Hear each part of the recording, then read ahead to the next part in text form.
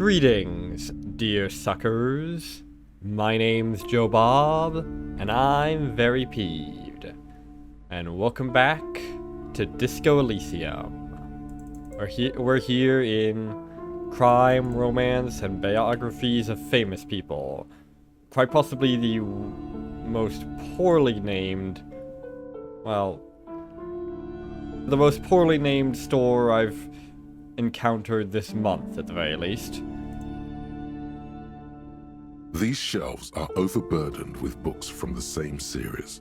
You see the name Dick Mullen over and over. Dick Mullen, what a prick. A couple of spook novels hide amidst all the detective books. Thrilling tales of spycraft and daring do. Appropriate that they'd be hiding. Storekeep, what's all this crime fiction?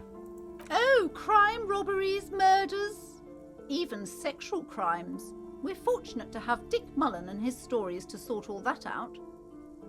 I beg your pardon? You're a police officer, apparently. You should buy all of these. They really do teach a person how to be a proper detective.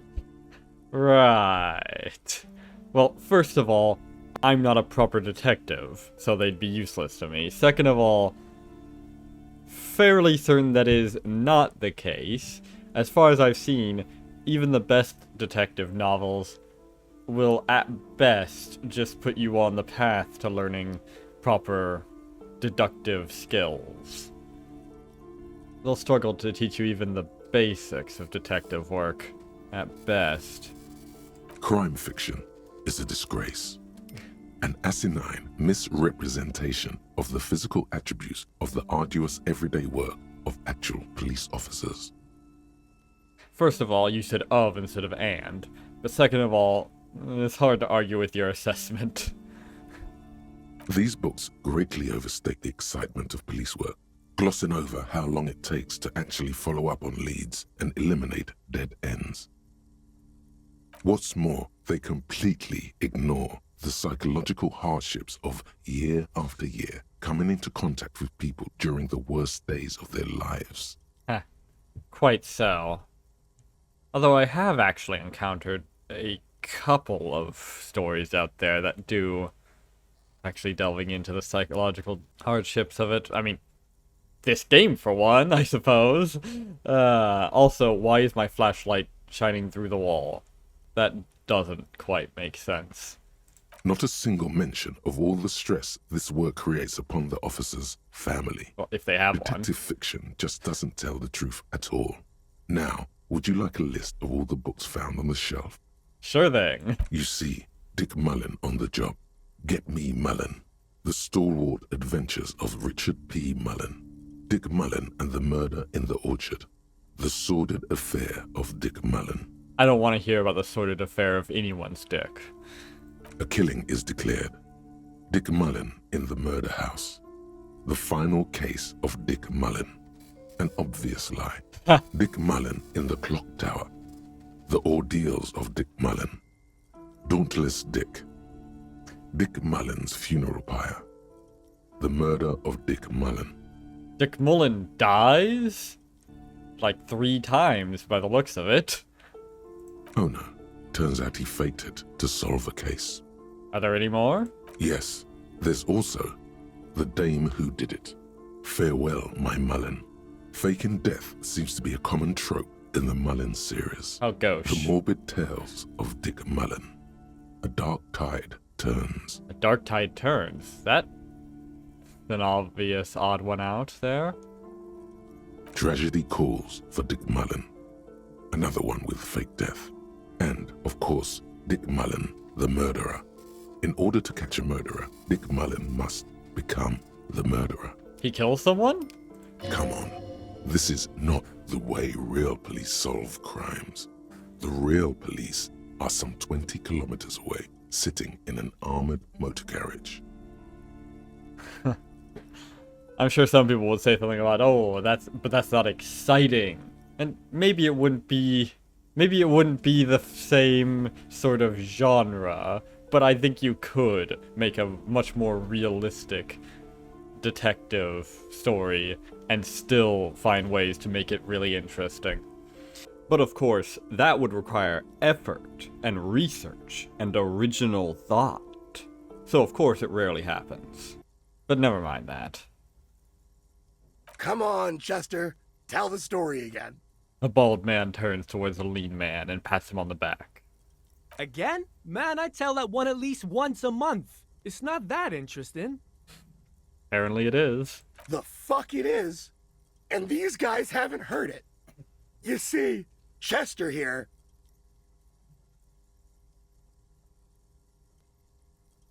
You gonna finish the sentence? Okay, I guess I'll have to. He pokes his finger at the lean man. Chester faked his own death once. Gosh, why? One civilian looks on, amazed. The bald man bellows a reply. A very fucking dangerous case, ain't that right, Chester? They almost got you that time. Yeah, sure came close. Alright, so I was tailing this guy called Francis the Shoe.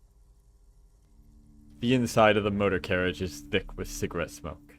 Outside, it starts to rain. After all this, you still haven't found the answer to the one question that matters. Who is Dick Mullen? A fictional character, I would assume? Or maybe Chester McLean. Honestly, I was interested in hearing that story that you so rudely interrupted. He actually did fake his death. That's some flash. Who is Dick Mullen? Your quick eye notices a small caterpillar crawling across the spine of a book. The title reads, Dick Mullen and the Mistaken Identity. What do we have here? Mistaken identity. A worn paperback from Dick Mullen's classic hard-boiled phase. The premise seems to be that Dick Mullen is framed for the murder of his best friend and has just a few days to prove his innocence. Classic. Why does this speak to me? Could it be the motifs of unstable identities and shocking betrayals?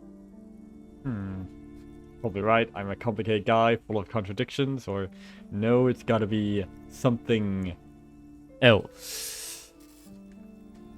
I don't know about gotta be. Also, hang on a second. When you said a caterpillar was crawling across the spine of a book, you mean like the image of a caterpillar, or is there actually a caterpillar crawling over the books in here? Because if so, that seems like a concern. Perhaps you're drawn to the dark and noirish atmosphere. No, that's not it either. Is it because the smoking dame in the slinky red dress on the cover is giving you a hard-on? What?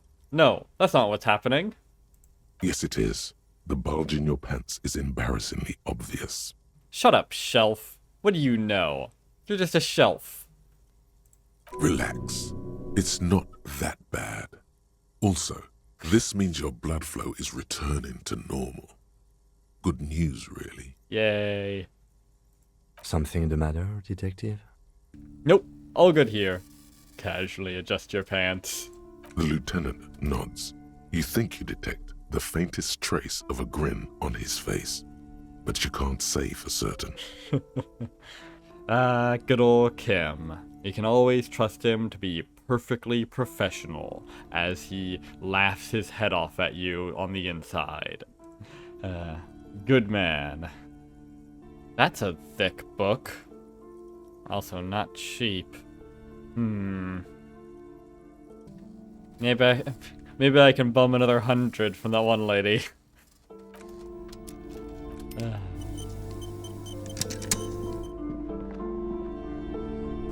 It's a tome of fascist magic. Rather candid. What does that even mean? Quaint picture book brochure. Very colorful.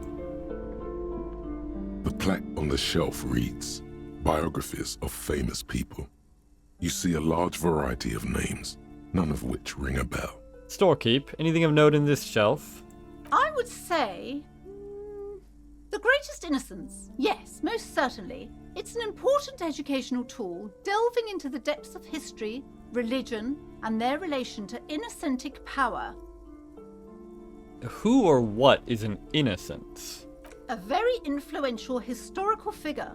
But surely I don't have to tell you that. You're a law officer, and law officers have at least some education.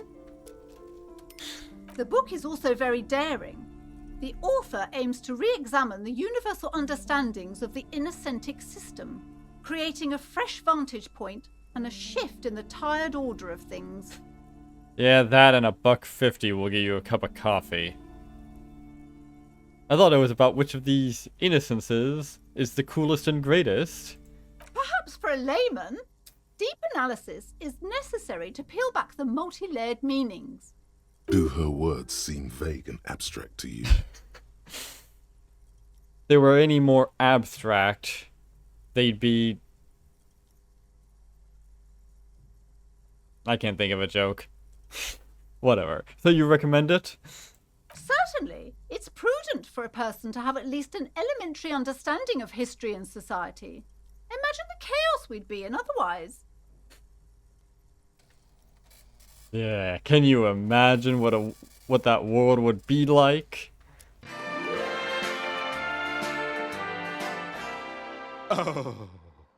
You feel like you should get this one. Definitely. It's important somehow.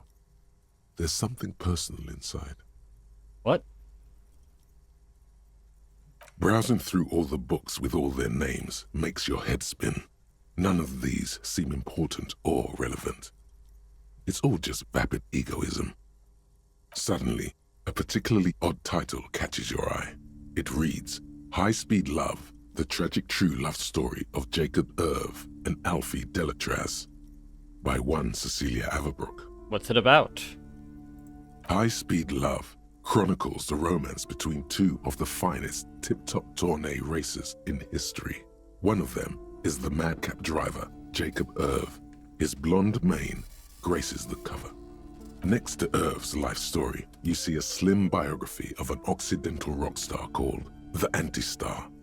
He's famous for shooting morphine into one of his eyeballs and cocaine into the other. Why? Next to that, Rivasholian radio personality Guillaume Bevy stands in front of a rundown drug den.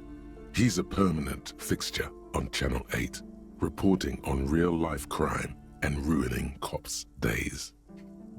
Sounds fun. I really must insist you buy one of the books. Reading them is not for free. Do still browse though, but not too long. Your face is too long. She understands she has erred against the customer and immediately corrects course. I'm sorry, I did not mean to rush you. You are browsing. Go ahead. Take your time. Time is commerce. Time doesn't exist, you fool. Another boring book. Just discard it here. This bookstore is not strictly about crime, romance, and biographies of famous people. There's also a wide range of paranatural literature. Huh. It isn't just about those? Well, that sounds like false advertising to me. We should get them sued. Amidst the various books, you find one written by someone named Matthias W. Dundas. It's about wholeness, unity, balance. Or WUB for short. Dundas, huh? More like Matthias W. Dumbass. The point of the book, and many others on this shelf, is to give people medicinal advice in situations where they don't have access to paid health services. How does that work? What is it, like a book on first aid or something? It serves platitudes, while also telling everyone that traditional medicine, the kind people don't have access to, and which costs more than this book, is garbage, and would only give you cancer anyway, without even curing your cold or anything. Ah, so it's a book of sour grapes. Useful thing, isn't it? Wholeness, unity, balance, on the other hand, can basically take care of anything. Though it is important to note, when it's up to your mind to heal yourself, then it's because of your mind that you're ill in the first place. And of course, if you do everything that the book tells you to do exactly right, and it still doesn't work, well, clearly you just didn't believe hard enough. Does the book say anything else? The book features chapters on topics such as how to find magnesium. It even lists plants you can harvest magnesium from. How to continue drinking if you're an alcoholic who has destroyed his liver. Sounds useful. And there's even a chapter on the ancient Seraïs tradition of using duck gallbladder preservatives to treat and prevent sexually transmitted diseases. Pre and post factum apply. Nothing worth buying. Quite. This is just mundane garbage. What's even paranatural about this? Let's find something truly otherworldly. The throbbing in your head increases with every passing moment you gaze at this shelf. Suddenly, as if out of nowhere, a small green book becomes apparent. The title of it reads, Medicinal Purposes of the Pale. What's the pale? Oh, finally I'm getting to ask this fucking question. Yeah. The book contains very little explanation on the matter. God fucking damn This it. knowledge seems to be taken for granted. God fucking damn it. What's this book about? The book contains descriptions of various pseudoscientific therapies, alternative medicines, and folk remedies involving the pale, also known as le territoire.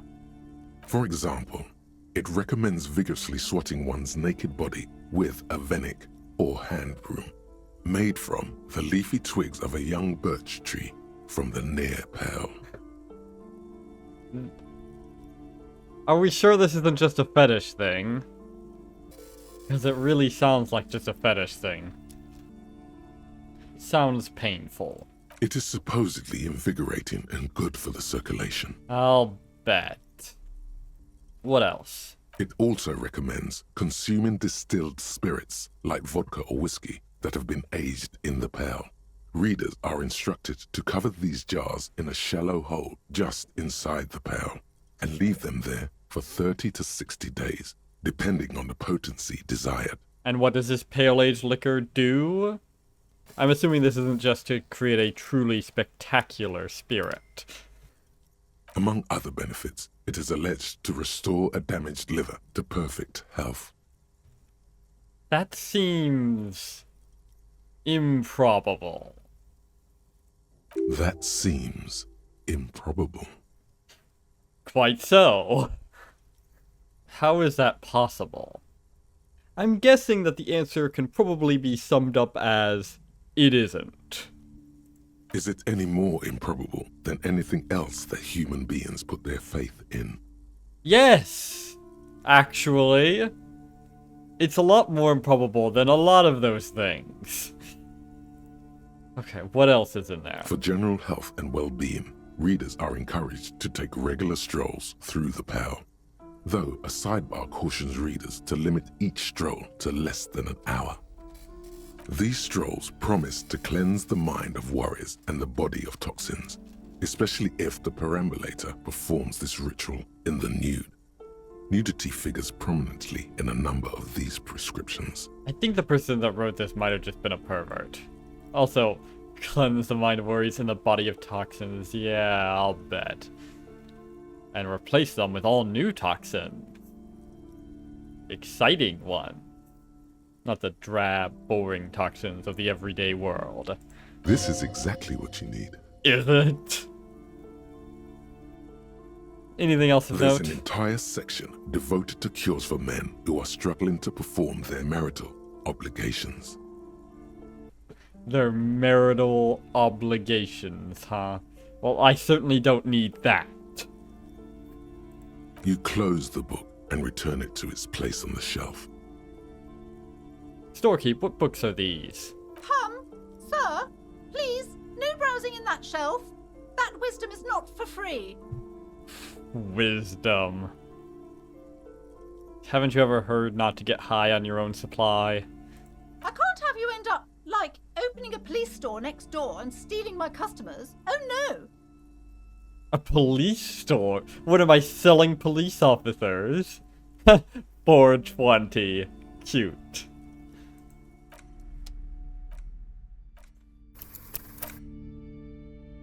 I should probably hold off on buying anything until I've decipher the whole curse thing. Maybe she'll give me a discount afterwards. Several maps have been attached to a bulletin board hidden inside the alcove. They're held up by small pins. You're a small The pin. board has come loose from one corner. The maps look old and faded. Your eye catches a map of Insulinda, a map of Revachol, and a map of Martinez. This large map displays archipelagos. You see a constellation of small dots on the light blue emptiness of the Insulindic Ocean.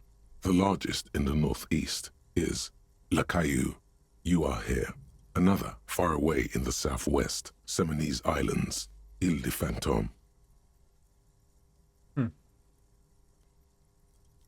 What else? Ozon, Laurentide, Fas à la Mer, Archipelagos, North Arcade Islands, all just specks of dust on the vastness of the Insulindic. On the edges of the map, the color fades into a blur of dotted lines, black and white, disintegrating into mathematics. Huh.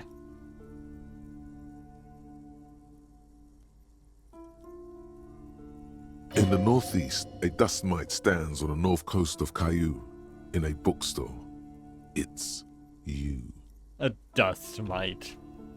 As if we're somehow insignificant in the face of the wide reality and all that.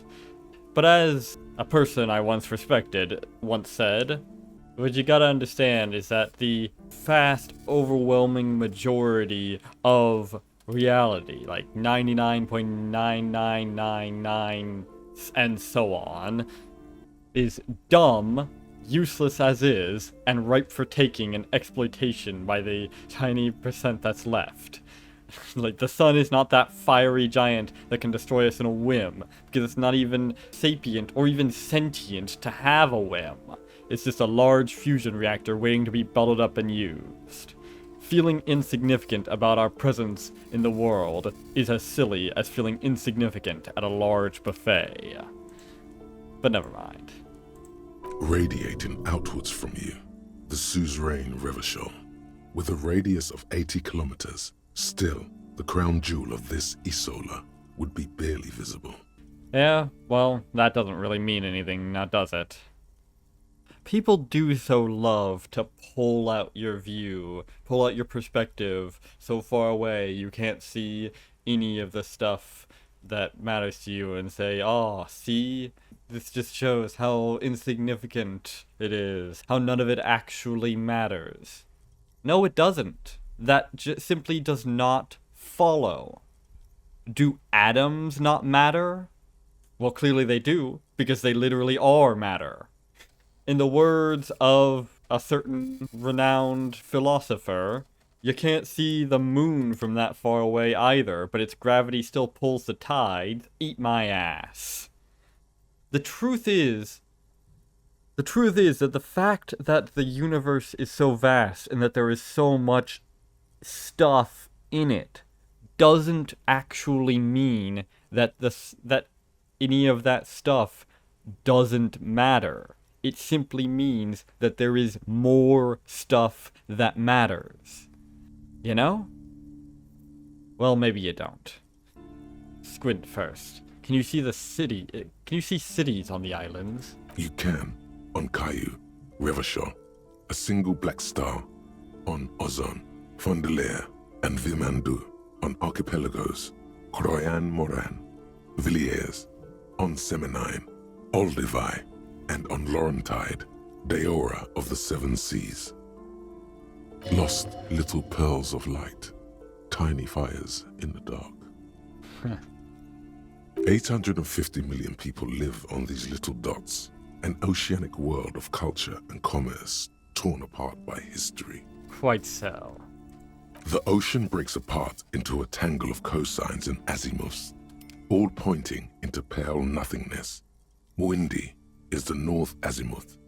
Grad is the northeast azimuth.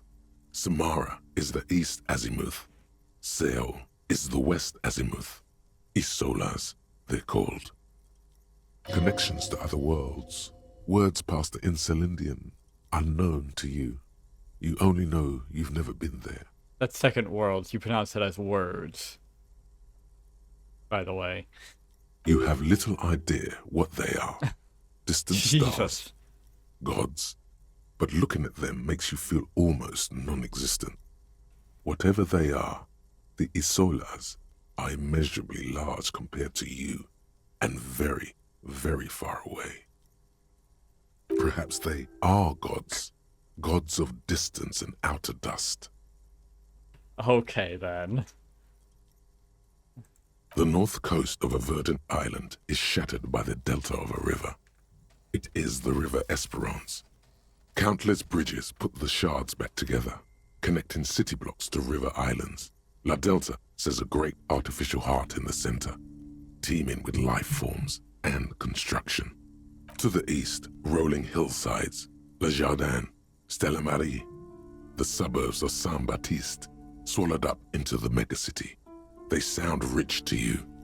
This is Rivershell East. That does sound rich. And west of the river? Houdon. It's somewhere to live. Not bad. Then there's Jamrock. It's bad. People shouldn't live there, but they do.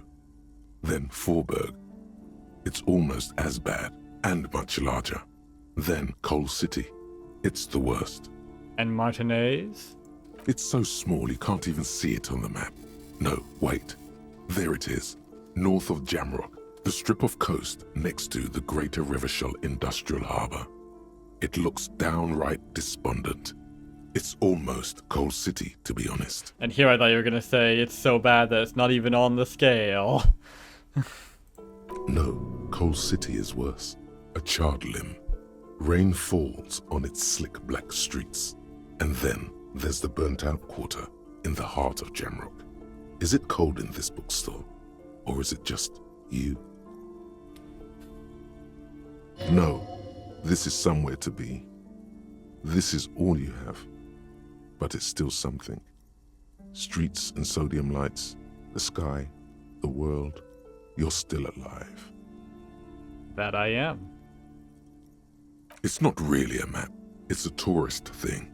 A picture postcard with buildings on it, drawn from an isometric perspective. What? A date in the upper right corner says 48. Isometric perspective. Hey, I'm in the isometric perspective. Still, it's detailed. Could be pretty useful for scouting ahead. You see the jagged boxes of an industrial harbor, even the whirling in rags there. Storekeep, can I buy these maps? I'm sorry, officer. The map of Martinez is the only one available. The other two are not for sale anymore. And besides, you could scarcely afford them. Hey, fuck you! You don't know you don't fucking know what I can afford. They're quite valuable, though they might not look it. The map of Martinez is 90 cents, though. You can't fucking open up the story of my life and just fucking go to page 738 and think you know me. Why is the one of Martinez so cheap? That old thing. It's an out-of-date map of a tourist location that never was nor came to be. From when some design studio people tried to spruce the place up 4 or 5 years ago. They also renovated the horse statue, set up those coin-operated viewers, and designed the new street lamps. What happened then? They didn't get that far, for some reason. A shame the project never got going. Would be nice if someone fixed Martinez up. All these ruins are bad for business. I wonder why it didn't work.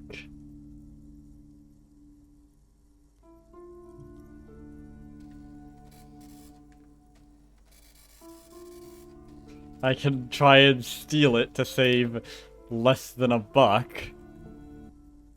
You know, with Kim standing right here. That sounds like a fantastic idea. Sure, let's buy it. Why not? It would be nice to know where the fuck we're going, slightly. Always good to be informed of your surroundings. Quite. Oh, not always. A worn and torn map of the Martinez area, dating from 48. Title on the top reads, Buenavenu Revishal. It's a bit out of date, as it was originally created by a design studio in a failed attempt to spruce up Martinez and turn it into a fancy tourist location. The worn map features the patchwork grid of the streets of Martinez, with directions to appropriately touristy locations. Year 48 resides on the upper right corner. Your finger moves through the various streets, across Rue de Saint-Ghislain and Rue Saint-Sipar, over Saint-Brun and Martinez North, finally coming to a halt on the spot where you are currently standing, although the map gives no such indication itself. For a more detailed view of the map, go to your journal and select the Map tab. Okay. Hold on a second. Jamais vu. Derealization. Sweet. Jamais vu. The opposite of déjà vu. Not already seen, but never seen. Everything that should be familiar appears strange and new, like some half-forgotten day in your childhood. Only now. That's the feeling you've been having. And for who knows how long. You should go and ask Joyce Messier about this. What world are we in? This is a fundamental question. Sorry. I'm sorry, excuse me. That's... Jamais vu. That name, as though it's some abnormal phenomenon. That doesn't sound particularly abnormal, though. That just sounds like... Well, never mind. Okay. +1 XP for every orb clicked. Sounds useful. Sounds like it would have been real useful to get very early on, but... Oh well. Wait, do they just... Does it just mean the, like, orbs that pop up around me in that weird little circle thing, or just all orbs in general? All intellect learning caps raised by 1. Nice. That puts them at 5, or in the case of rhetoric, 6. Sweet. I guess my psyche ones, which are all 6 apparently, but okay.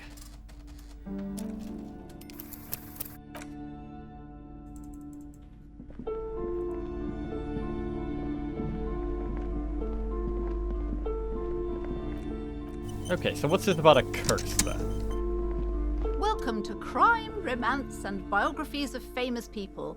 My name is Plaisance. Ah yes, plaisance, meaning pleasure or desire. Be welcome, and please take responsibility for the energy you bring into this space.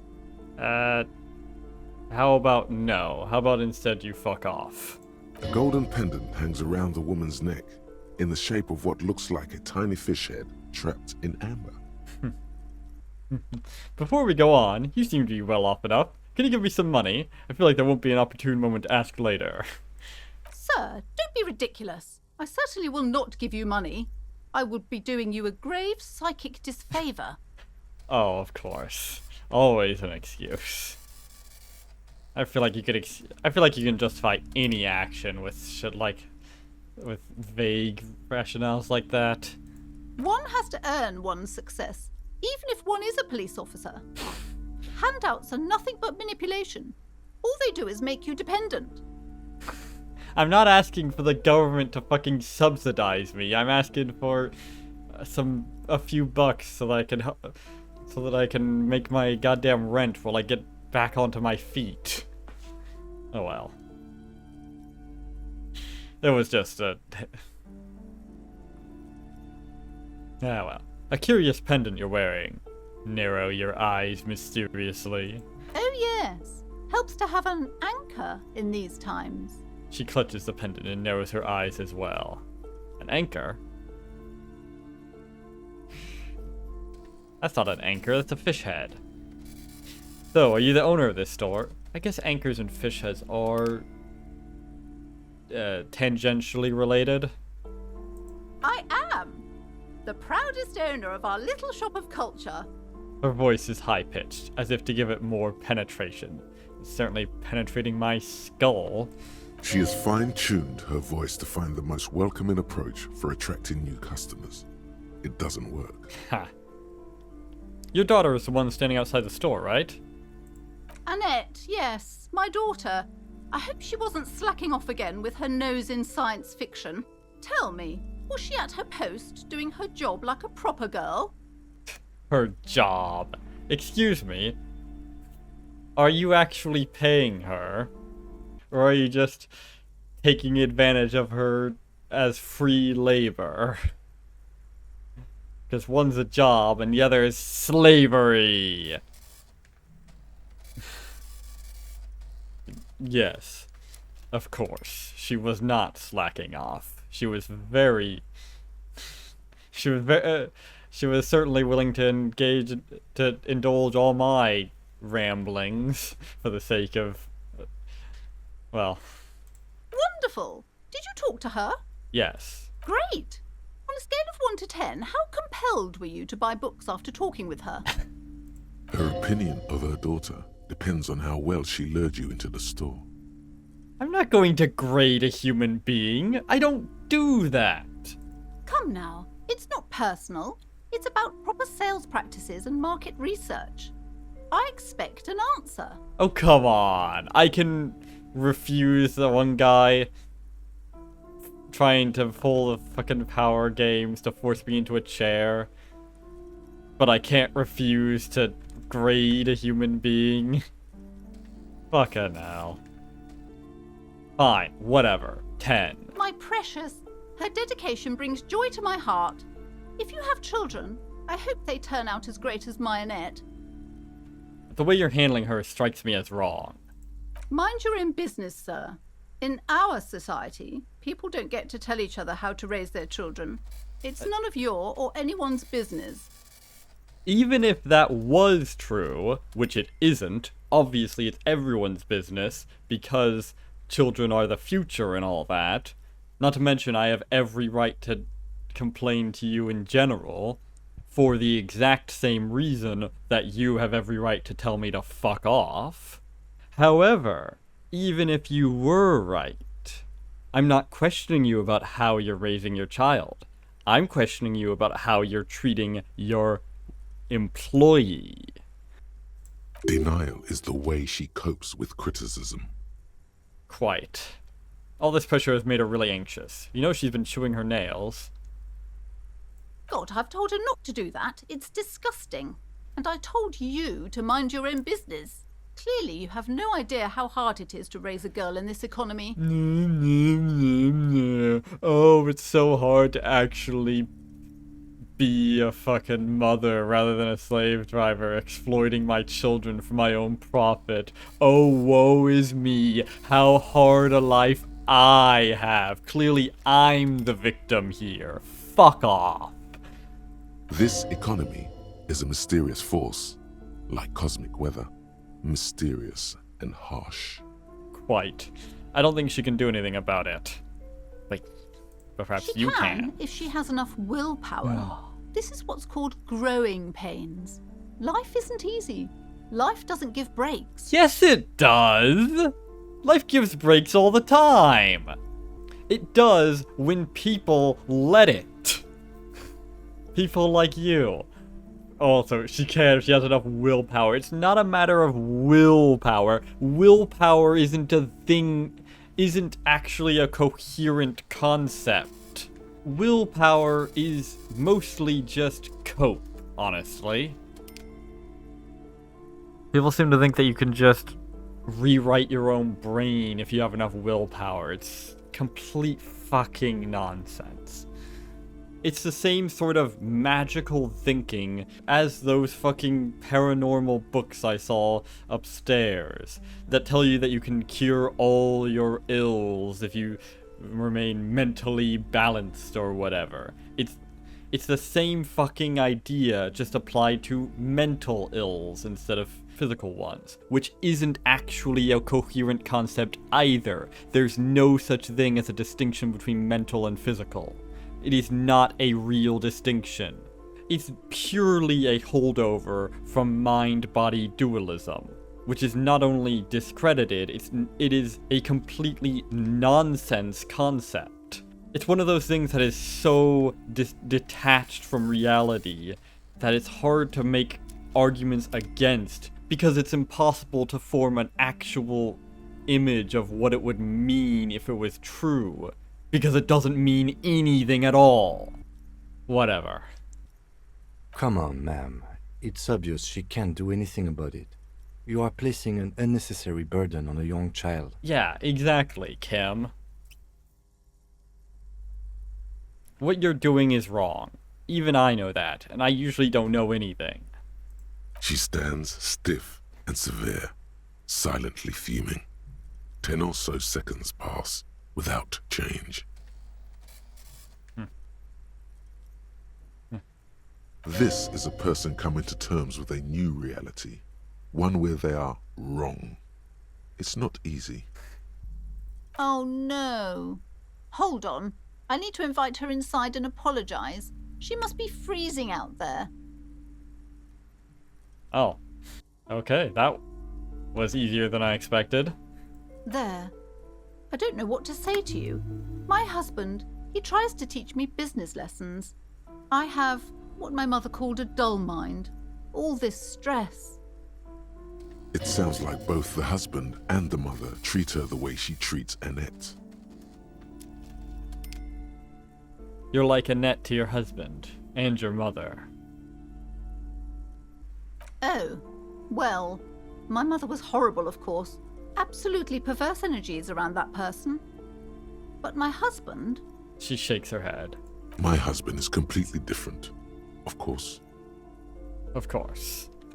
Is this husband Annette's father? Yes, my husband is a successful entrepreneur east of the river. If only he were more involved in the business we're running up here. No matter. Soon we'll both be off for Grand Couronne. Wait, Grand Couronne? What's that? It's a proper place to live. One of the most peaceful neighborhoods east of Jamrock. You may know it for its massive housing projects. Alright, I do not. Most of the buildings are empty at the moment. It's a great opportunity to get ahead of the crowds. Better times ahead for sure. Gonna be honest, that sounds a lot like a scam. Most of those buildings are going to stay empty, aren't they? And your husband's also involved with the bookstore? He made the initial investment. Since then, he's been what you might call a silent partner. Is she an only child? Yes, I'm afraid so. A real treat she is. It would be nice if she had... No, we couldn't have afforded more children, really. Not in this economy. Why not? We're quite busy people, you know, my husband and I. Quite busy. Children are a lot of work. You don't look like a father, so I don't expect you to understand. I'm sorry. I'm sure you do understand. She told me she doesn't go to school anymore. She's been too busy helping me here. So she studied at home this trimester. This is a temporary solution, of course. I assure you, I of all people understand the importance of education. She will be back in school the moment the store takes off. Is that right? Yes. Around the time when pigs start flying and hell freezes over. She'll definitely be in school by then. And hell freezes over? Never mind. It's not a good topic to get into. Quite. Alright, I had something else in mind. The woman looks aloof. Her features much softer. Occasionally she glances at her daughter's silhouette. What if I want to buy a book? Goodness, you were already doing good, browsing the shelves. Why'd you stop? Don't you feel compelled? Go, go. Get back there. The books await you. What type of books do you have? Everything is on the shelves. Take a look yourself. The shelves compel you, don't they? Shut up. She's attempting to mentally direct you towards the shelves. She only wants you to buy the goods. She doesn't care about the books. Do you even know what books you have for sale? Truth be told, not really. My sister brings in most of the goods. I'm sure it's all very literary stuff with well-written prose. You're a well-written prose. But you don't learn about the important things in life from fabricated stories. What a thing for a bookstore owner to say. Wait, shouldn't a storekeeper know about her wares? At least vaguely? I don't expect you to know every book, but come on. I provide a valuable service. As long as people buy books, I'm fine. Well, with that kind of fucking attitude, good luck getting this place to... whatever. Where do you learn about the important things, then? The truth is available if you just know where to look. And you have to open and free your mind to understand. She nods at you, cryptically. Alright. She smiles and nods, seemingly relieved. Farewell for now, book peddler. Okay. And... oh, hello. I'm sorry, sir. I can't talk right now. I'm very busy with my homework. I have so much homework now. You just can't win. Indeed. Out of the rain and into the gutter. What are you doing now? Math. It's really difficult. Like, really. They say you need it to get rich. Better than standing outside in the cold, I guess. Fair enough. Oh, I found something while you were away. What is it? I thought this would fit you. Like, thanks for helping out. Not me. The city, I mean. Like a detective does. Huh. She gives you a hat. Almost exactly like the one Dick Mullen wears on the cover. Huh. Wait, where did you get it? Just what Dick Mullen would ask. I got it from behind the curtains. I'm not really supposed to go there. Huh. Okay, I get it. I can look just like Dick Mullen. Except I'm an actual police officer. Yes, I bet it looks good on you. Really serious. Thanks, kid. Right, I have to get back to my homework now. Before Mum notices. Man, this is hard. She looks back at the infernal scribblings under her nose. Well, good luck with that, Annette. Alright. +1 encyclopedia.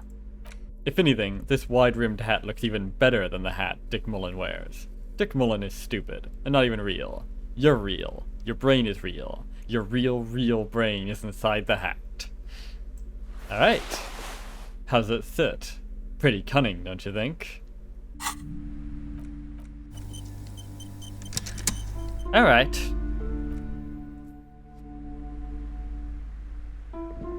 Yeah. I like it. I like the effect it has. Where you can't... it like... yeah. Where it kind of always covers up my eyes no matter where I look. It makes me look, dangerous, mysterious, and all that. Good shit. Good shit. Thanks for the hat, Annette. I mean, she's still been worked hard, but at least she's working hard at her schooling, and she's in from the cold. I'd call that a success. Well, we didn't get around to actually doing anything about the curse today, but we did more important stuff. Next up, I guess we'll get involved with the curse. Until then, I have been Joe Bob, and I'm very peeved. And remember, dislike the video, unsubscribe if you're for some reason subscribed, and leave a nasty comment in the comment section down below. Fuck you all so much for watching, and so long, suckers. You're gonna be okay, kid.